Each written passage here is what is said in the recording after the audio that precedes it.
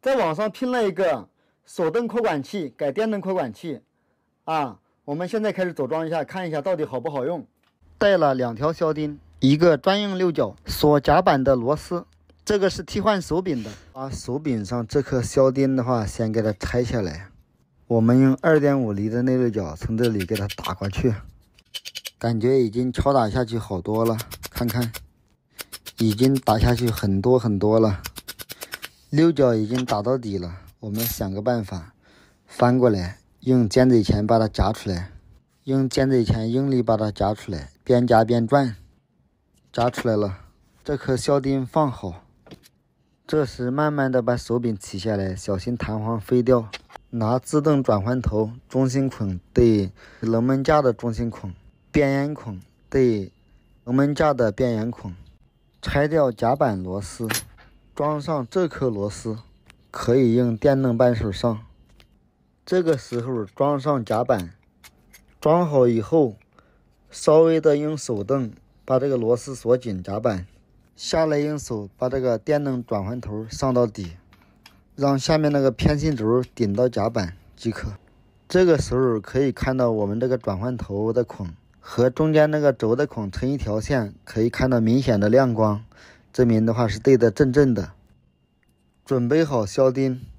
把销钉塞在孔里，用活动扳手敲打，慢慢的给它打进去，马上打到位了。剩最后一点点还是非常的紧，上锤子，用锤子敲打，还是锤子敲得快，2下子进去了，平了 ，OK 了。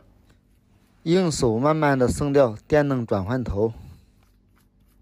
给它松到底，再松夹板螺丝，取出夹板，拿一条藤管打一下试一下。我们拿最大的藤管，19厘的，以修边，用夹板夹好藤管，管口和夹板的平面平齐即可。藤管套好以后，套好龙门架，先用手把这颗螺丝上紧一点，把内6角装在电起子里面。现在用电动扳手打紧夹板的螺丝，再用电动扳手插到转换头里面给它打紧，打到这个位打滑的话证明打到位了，开始给它退掉。用电动扳手松掉夹板螺丝，拆掉夹板。老铁们看一下这个喇叭口打得怎么样，在评论区讨论一下。金光闪闪，非常的光滑，和厂家打的喇叭口有什么区别呀？各位老铁们，手动扩口器改电动扩口器的话就操作完成了啊，也就是的话把这个手柄的话拆下来了啊，把这个转换头的话装上去啊，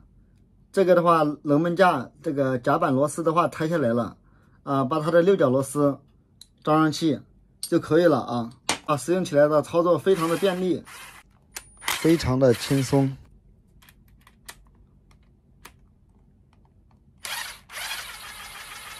非常的方便。